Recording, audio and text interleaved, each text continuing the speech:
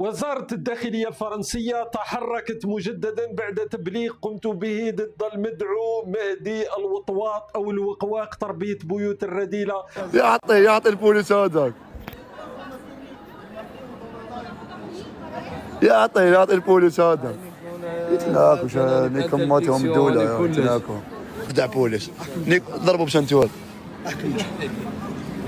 يروح بيلي بلي مقود خدع بوليس يخدع بوليس. حكوا هذا لي جوندارم.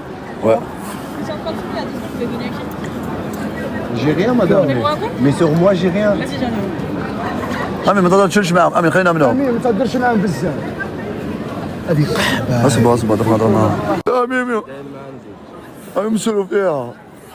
مرة أخرى الذين يشوهون الجزائريين بعدما شتم الدولة الفرنسية، شتم الشرطة الفرنسية في فيديو كان يعني واحد من جماعته يتعرض لمجرد عملية تفتيش روتينية من طرف الشرطة الفرنسية.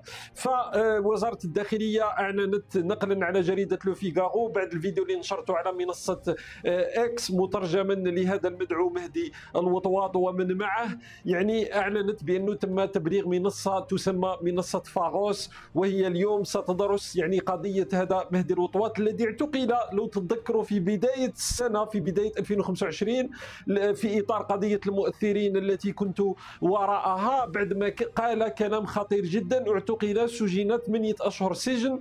لما كان داخل السجن اعتقل وهو داخل السجن لأنه كان ينشر فيديوهات يدعو فيها إلى العنف. الآن حتى بعد خروجه